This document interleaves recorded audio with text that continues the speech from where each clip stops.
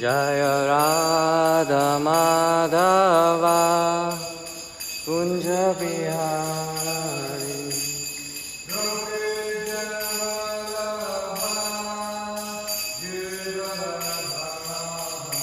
Jaya Gopi Jana Vallabha Girivaradhari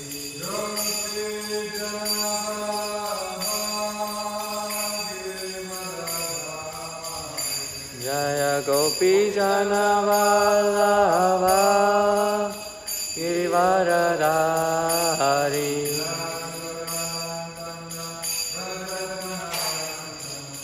Yashodanandana Brajajana Ranjana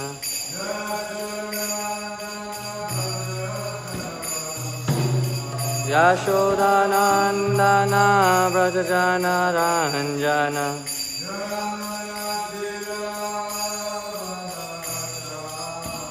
Yamuna Tira Vanachari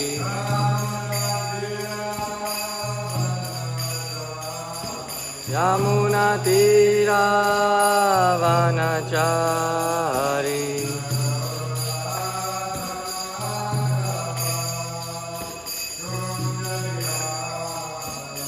Jaya Radha Madhava Kunja Bihari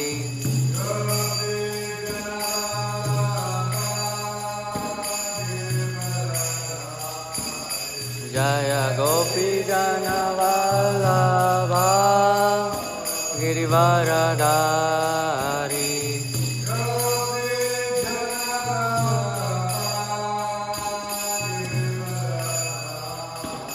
Jaya Gopi Jana Vallabha Girivaradhari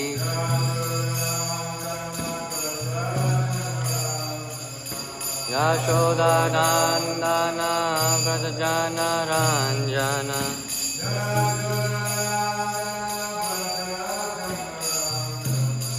Yashodanandana Brajajana Ranjana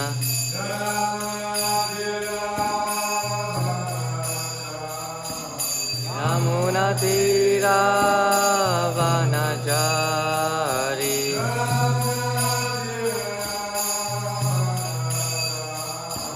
Yamuna Tira Vanachari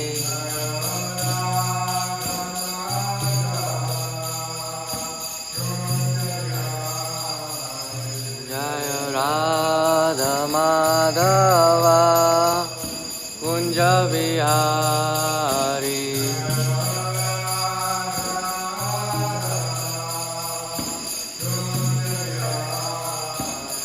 Jaya Radha Madhava Kunja Bihari Rajagachaja Satara Sata Shri Śrīmad His Divine Grace Abhaya Charanavinda Bhaktivedanta Swami Prabhupada Ki ISKCON Founder Acharya's Divine Grace Srila Prabhupada Ki Grantaraj Śhrīmad-Bhāgavatam Ki Gaur Premanandi All glories to some of the devotees All glories to some of the devotees All glories to some of the devotees All glories to Sri Guru, Sri Gauranga and Srila Prabhupada Om Shri Krishna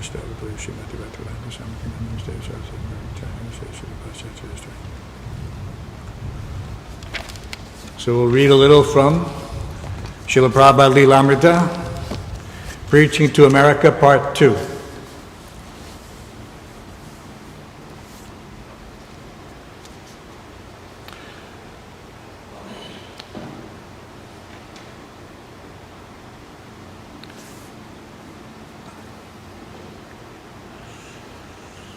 In the newspapers, there had been much coverage of a U.S. merchant ship, the Mayages, which, when sailing within the 12-mile limit of Cambodia, had been seized without warning. President Ford had taken a strong stand, sending in the U.S. Marines. 15 Marines had been killed and 50 wounded in recovering the vessel, and the U.S. had bombed Cambodia. It was proper, Srila Prabhupada said, for the U.S. to take a strong stand in defending its citizens abroad. Yes, America should be strong, he asserted. But first of all, they should become Krishna conscious. If they were actually a Krishna conscious nation, they should declare, if you touch the hair of one of our men, there will be a fight. Srila Prabhupada spoke strongly, giving the devotees a vision of a powerful America leading the world in Krishna consciousness. And this stirred within them hopes for a pure patriotism, such as in the ancient Vedic culture, when the world had been ruled by God-conscious leaders.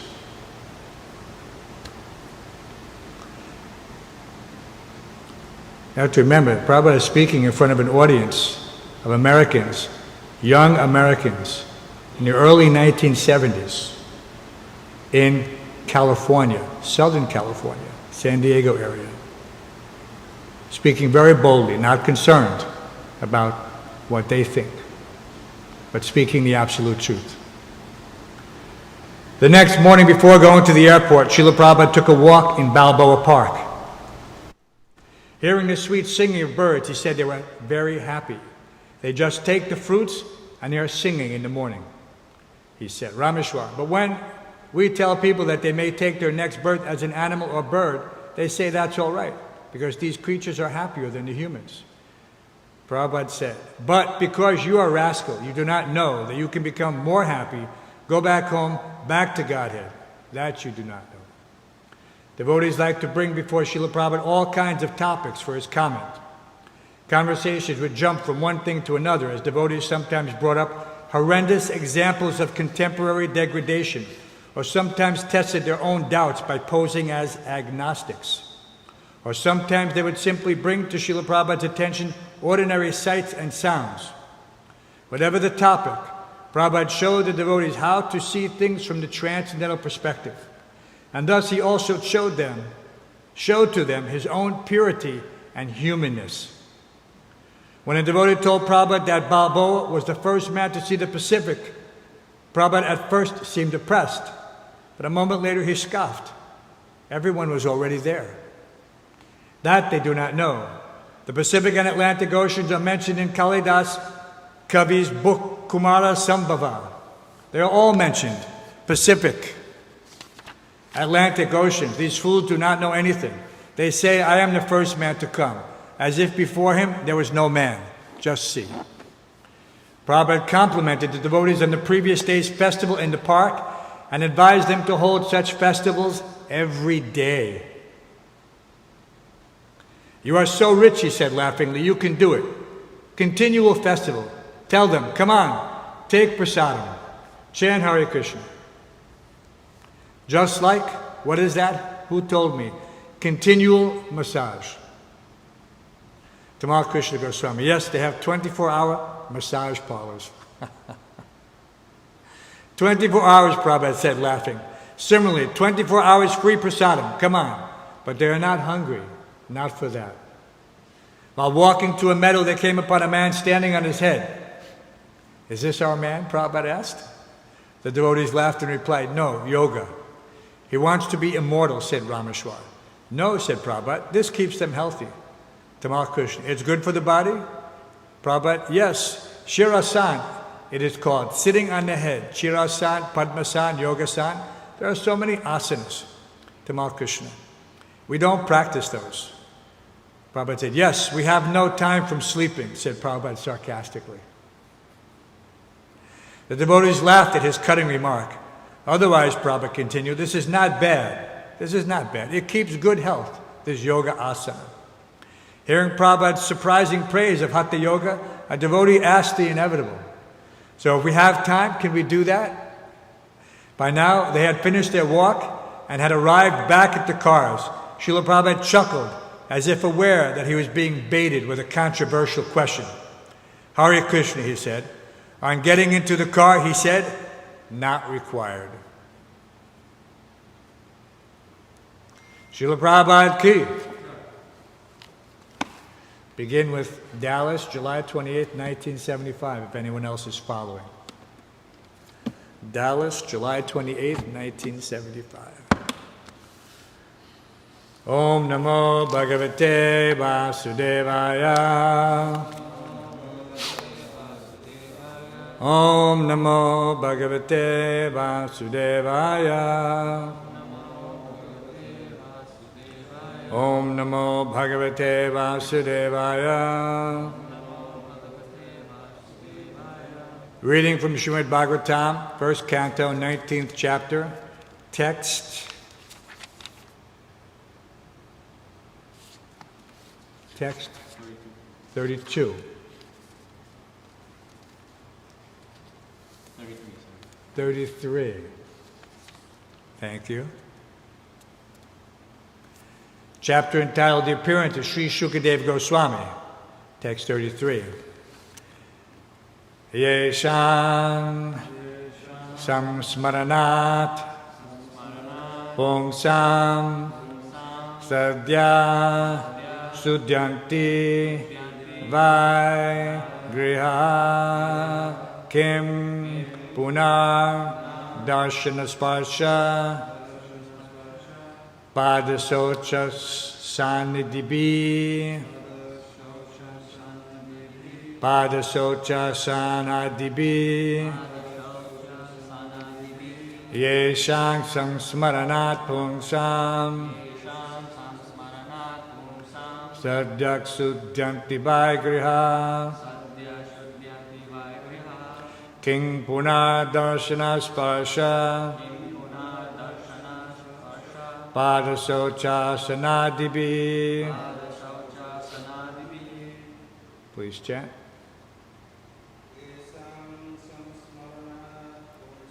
Yeshang samsmaranat pungsam sadhyak sudyanti vaigriha king punar darshana sparsha padasocha sanadhibi yeshang samsmaranat pungsam sadhya sudyanti vaigriha king punar darshana sparsha padasocha sanadhibi yeshang samsmaranat pungsam sadhyak sudyanti vaigriha king punar darshana sparsha padasocha sanadhibi.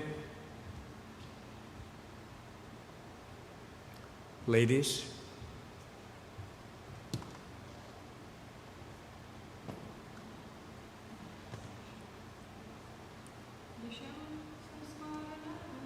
yeshang samsmaranat pungsam sadhyak sudyanti vaigriha king punar darshana sparsha padasocha sanadhibi yesham of whom samsmaranat by remembrance pungsam of a person sadhyak instantly shudyanti cleanses by certainly griha all houses kim what punak then darshana meeting sparsha touching pada the feet shocha washing asana adibi by offering a seat, etc. Translation and purport by His Divine Grace A.C. Bhaktivedanta Swami Prabhupada. Simply by our remembering you, our houses become instantly sanctified. And what to speak of seeing you, touching you, washing your holy feet, and offering you a seat in our home. Purport. The importance of holy places of pilgrimage is due to the presence of great sages and saints. It is said that sinful persons go to the holy places and leave their sins there to accumulate. But the presence of the great saints disinfects the accumulated sins. And thus the holy places continue to remain sanctified by the grace of the devotees and saints present there. If such saints appear in the homes of worldly people, certainly the accumulated sins of such worldly enjoyers become neutralized. Therefore, the holy saints actually have no self-interest with the householders. The only aim of such saints is to sanctify the houses of the householders, and the householders, therefore, should feel grateful when such saints and sages appear at their doors. A householder who dishonors such holy orders is a great offender. It is enjoined, therefore, that a householder who does not bow down before a saint at once must undergo fasting for the day in order to neutralize the great offense. Om Jnana Timrandasya Garanjana Shlakaya Chakshur Unmilitam Yena Tasmai Shri Gurave Namaha Mukam Karoti Vachalam Pangum Lankaite Gurum Yat Kripatamaham Bande Shri Gurum Dinataram. Translation again. Simply by our remembering you, our houses become instantly sanctified. And what to speak of seeing you, touching you, washing your holy feet, and offering you a seat in our home.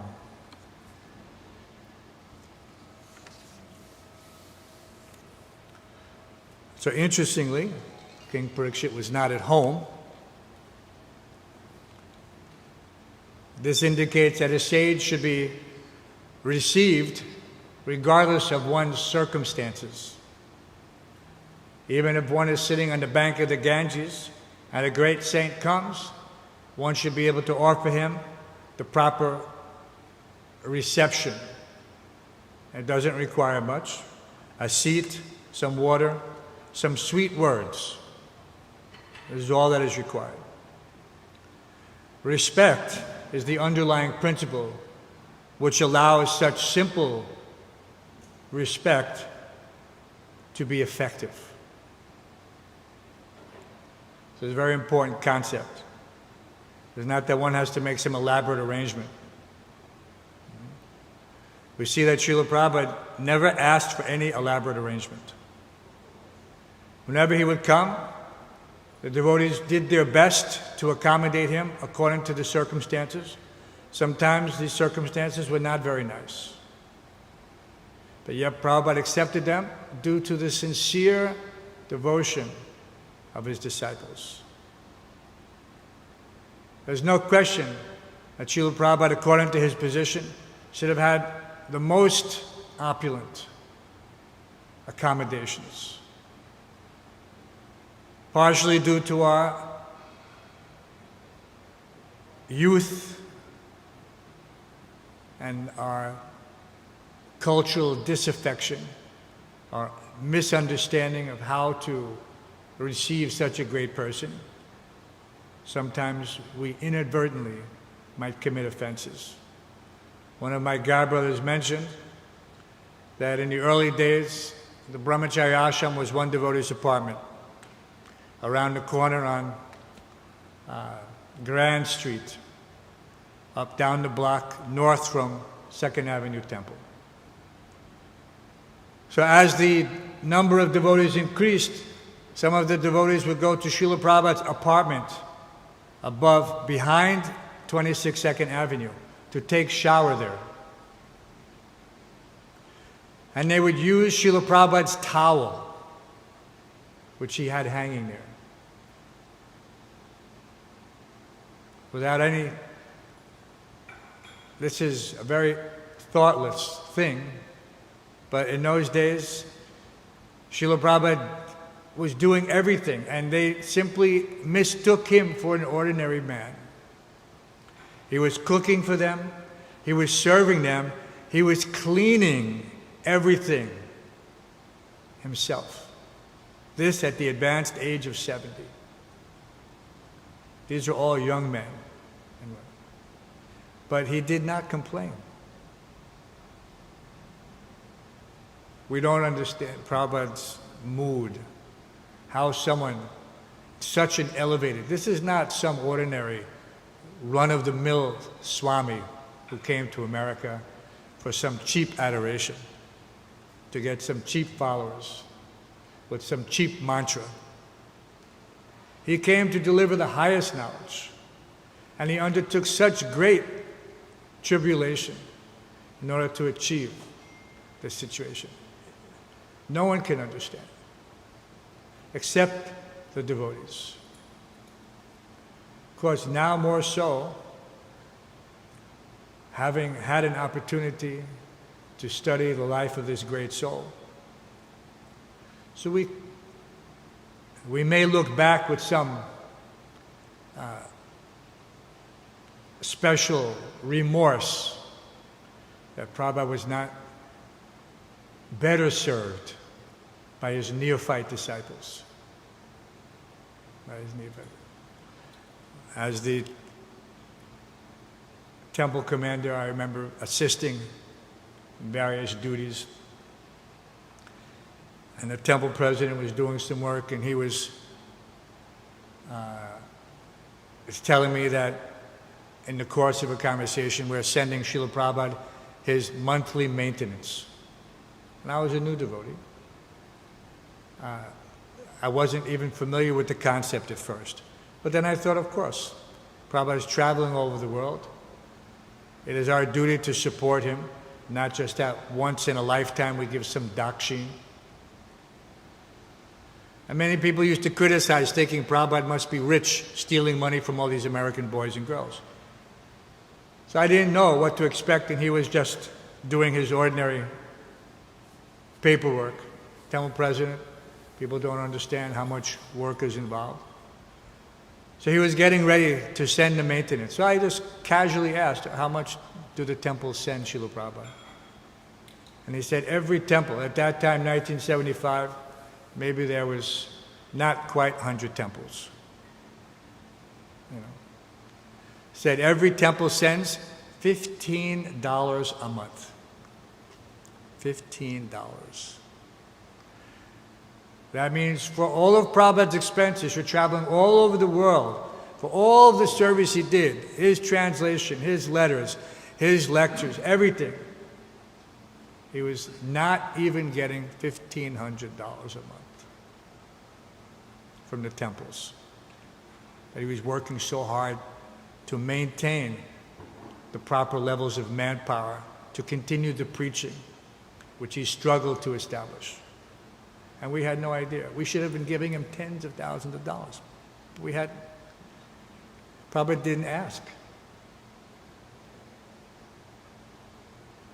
But what he did with this paltry sum, this is inconceivable, and people should know. Still, sometimes people criticize. But when you show them these books, yes, we do collect funds. And they think, what do? You just live nicely. No. We live very simply. Simple living, high thinking. We do not take any excess funds and utilize them for some ulterior purpose. No. Prabhupada said not a farthing should be misspent. He was so careful. Not a farthing.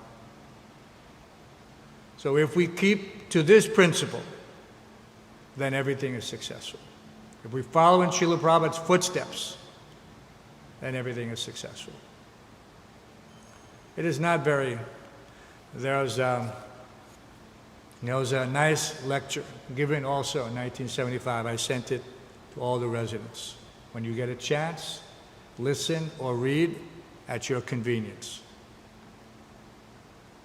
Prabhupada was talking how the South Indian Brahmin on Lord Chaitanya's tour, he was illiterate. He could not read. But yet his spiritual master told him to read 18 chapters of Bhagavad Gita daily. Yet his spiritual master knew he was illiterate. And still he told him, not that he didn't know, he was illiterate. He knew he was illiterate and told him every day read 18 chapters Bhagavad Gita. So on the strength of the order of the spiritual master and in the faith in the spiritual master, he was daily sitting and holding the book. And Lord Chaitanya questioned, but how is it that you have tears in your eyes? He said, because when I hold this book, a picture comes in my mind. How Arjuna, sitting on the chariot with Krishna, is giving orders to Krishna. And this, to see this relationship between the Supreme Personality of God and his beloved devotee, this brings tears to my eyes. Chaitanya Mahaprabhu said, you have understood Bhagavad Gita. You have understood Bhagavad Gita. In that same lecture, he said, do not try to become so advanced. Simply have faith in the spiritual master. And then he quoted, Guru Mukha Padma Vaikya Chite Te Kuriya Aikya. He said, simply have faith in the spiritual master. He says, all the knowledge of the Vedas will be automatically revealed. So it doesn't mean that we don't conduct our daily classes or that we don't study these books. But it is not, it is like the Brahman and Sadhini. We do it, our spiritual master has instructed us, and as a matter of responsibility to him, we do it. So this is the key to success. It is not done for scholarship. It is done to follow the orders of the spiritual master, not to become a big pundit that just see. I have memorized so many shlokas. This is ahankar. This is false ego. One has to be very careful. We've seen that many who have, how can you say, emphasized their scholarship over their service to the spiritual master have suffered, unfortunately. They had not developed faith. And what to speak, that by the proper reception of such a great soul, one's sins, the sins of the entire household, actually the sins of generations of family members become cleansed by properly receiving such a great soul. Why else do people go and offer oblations to places like Hari Kapuri? They go there and there's nothing. They simply repeat the name of their ancestors and they offer some water to the Ganges. And instantly, the sins of generations are eradicated. This is why it is so important in Vedic culture that there be a son to perform pinda. In the absence of a son, therefore, then it's the son-in-law. So everything is there. There's a cycle, these samskaras, not samsara, samskaras. Marriage is a samskar, birth is a samskar, initiation is a samskar. Marriage is a samskar because it allows the family to be propagated and purified. People don't understand. They think, no, nobody has to get married. We just live together, boyfriend, girlfriend. No.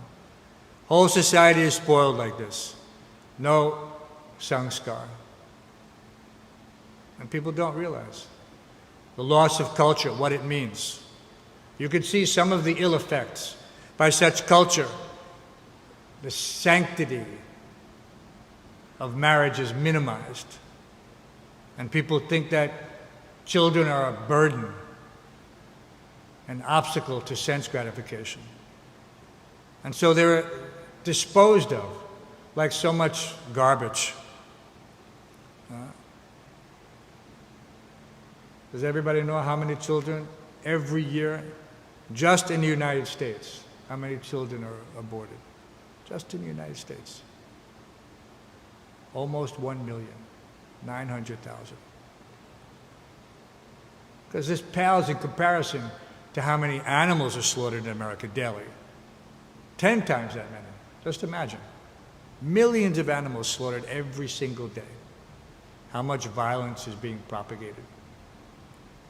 Unknowingly. They don't know, they're ignorant.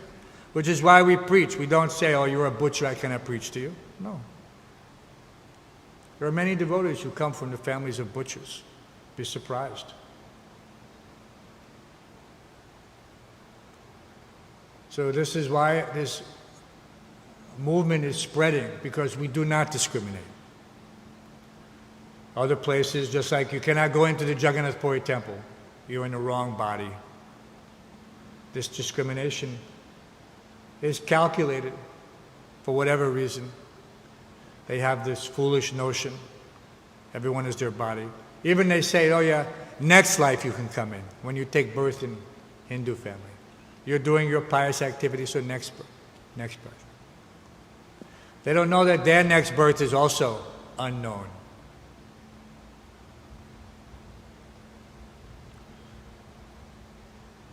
So we have to maintain so that when guests come into the temple, they're also properly received. Now it is a little bit tricky, but yet we still have to maintain the culture. We don't want to lose the culture. So if a guest comes, everyone should be respectfully greeted. Sometimes it's a little difficult. We have to explain the temple is only open for this time. So we have to follow the rules of the place, time, place, and circumstances under which we operate. So Prabhupada said, if you're in America, you follow the laws of America. If you're in India, you follow the laws of India. He said, wherever you are, you follow the laws of the host nation. It's very important. Prabhupada was not impractical. He did not say, no, you do whatever the Shastra says. He didn't say that. He said, you follow the laws of the host nation. Because we want to show ourselves as responsible. At the same time, we want to preach strongly. The two things are not diametrically opposed. They are not opposed. Intelligent devotees can do everything together. This is the meaning. This is what preaching is. Just like Prabhupada was saying in one, every day there's a calendar and there's Prabhupada sayings attached to the calendar. And Prabhupada said, you can study for class, but you should be prepared to preach at a moment's notice. He said, studying for class is nice, but you should be prepared. What does that mean? That means there has to be realization. And in order for realization to be there, what is that verse?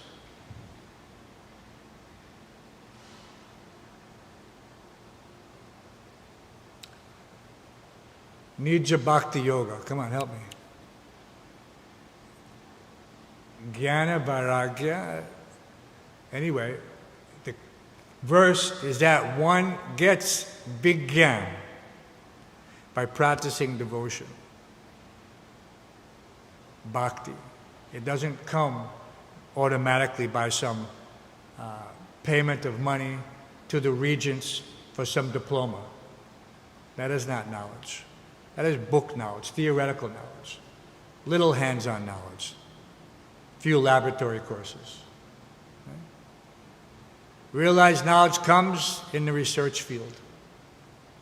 You graduate, you take up your position, you do research, hypothesis, experiment, observation, conclusion. Right? So we have, by coming to this Krishna conscious movement, we have already surpassed that. The conclusion is being given to us practically on a silver platter, without much endeavor. Simply have to have faith in the spiritual master, engage oneself in his service, follow the program outlined by him, in his prescient wisdom. He saw everything in the future. He knew everything.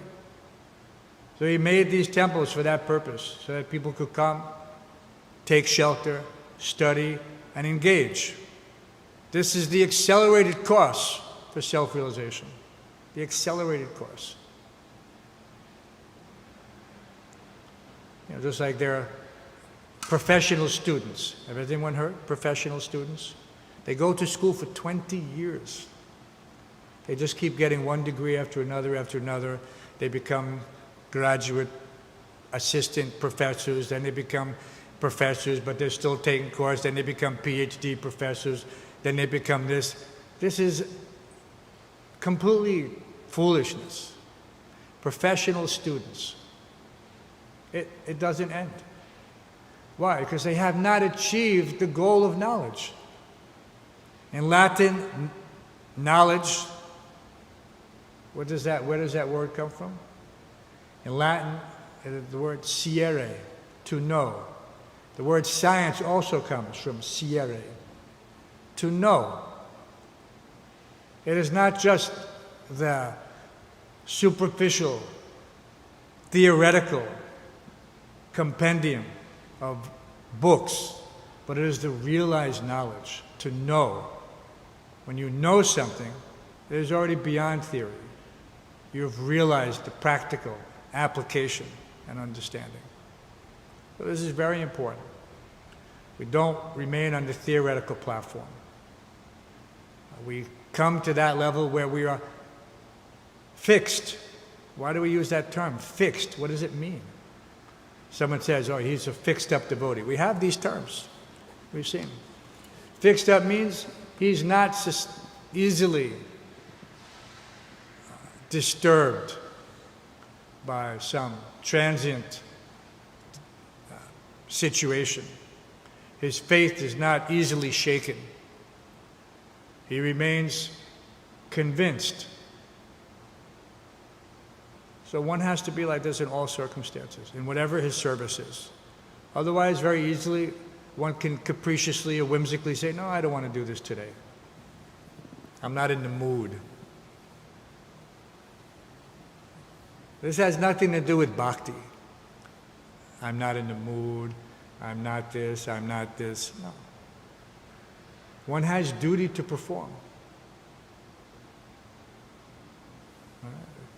It's not that we say, oh, I don't think I'll wake up Krishna today. I don't think I'll feed Krishna today.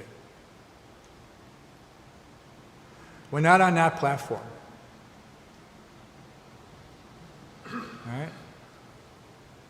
Who was our predecessor? Srila Sanatana Goswami. He had no temple.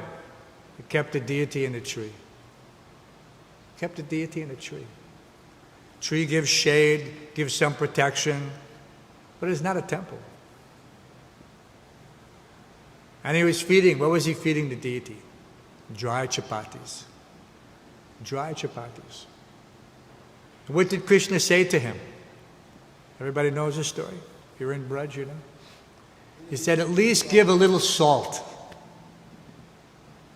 You're giving me dry chapati, at least give a little salt.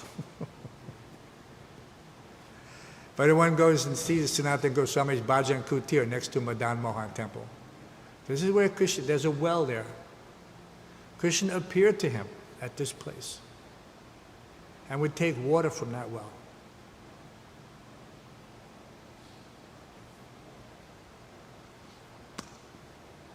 So we can understand that it is not an artificial thing. We don't, how can you say, presume to be on any platform close to that.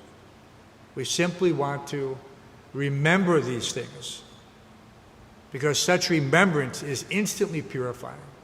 We remember Srila Prabhupada, we remember the Goswamis, we remember by reading Chaitanya Charitamrita and Śhrīmad-Bhāgavatam. Just by remembering, one is immediately purified. So perfect is this process. And that is why the first two principles of devotion, Shravanam, Kirtanam, and then Vishnu Smaranam. So we'll read the verse again. Simply by our remembering you, Our houses become instantly sanctified. And what to speak of seeing you, touching you, washing your holy feet, and offering you a seat in our home. Vairagya Vidya Nija Bhakti Yoga. Okay? How come you didn't remember that?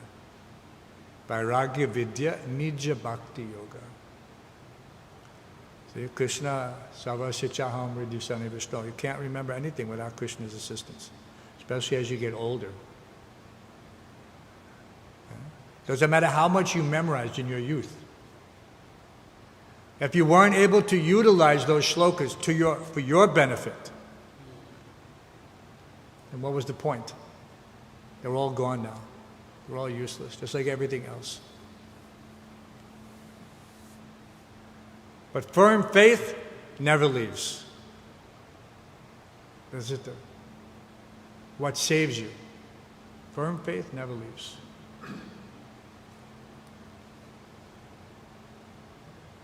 Yes, Denu Karipuru.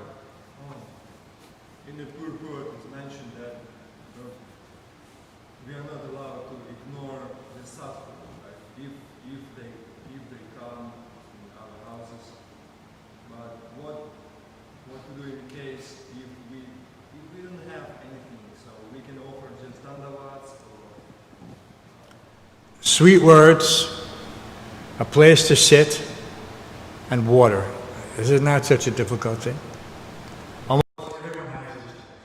And so if there's no water, at least a seat. If there's no seat, at least sweet words. When the sadhu comes, one must stand. You saw what happened. Ramaharshi Sutta did not stand. What happened to him? His heart was pierced with a piece of kusha grass on the Supreme Personality of Godhead. One must stand, because if one does not stand, his light airs become compromised. That is why you stand and you put your palms together to retain the light airs in the proper circulation. This is not just some, cultural tradition. No one understands the inner workings of the spirit body and what happens when in the presence of such a great soul as sadhu. But one is physically affected.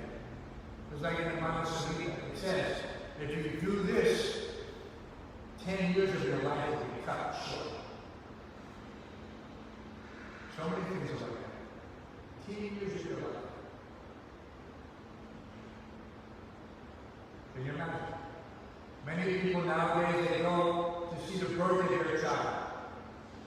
But in the Mahasamhita, it says that if one sees the birth of his child, 10 years of his life is cut. This is talking about a man, not a woman. She's there. This is beyond my ability to understand. But this is Mahasamhita.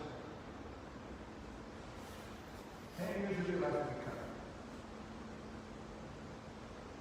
If you have 6 children and you're watching it, very quickly your life will be cut. So be very careful.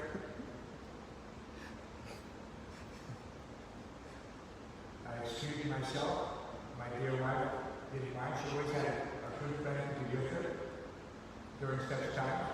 That's what the midwife is for. That's what friends are for. They go and give each other comfort. It's very important. It's very important. Any other questions? Comments from our esteemed audience? And the second thing is, after giving a seat and offering water, the second thing to ask for holding a hand the reason for coming.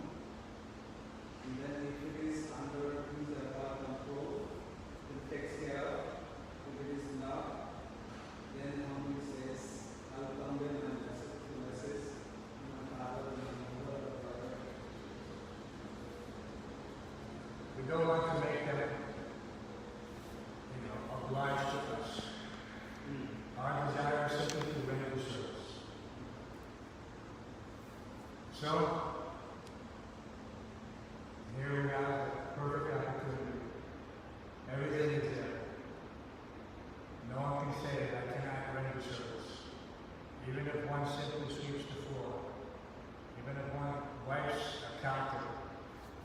picks up some debris. There's immense, almost immeasurable benefit Agyata Sukriti. So we should give this opportunity to as many people as possible. Any other questions? Śhrīmad-Bhāgavatam ki.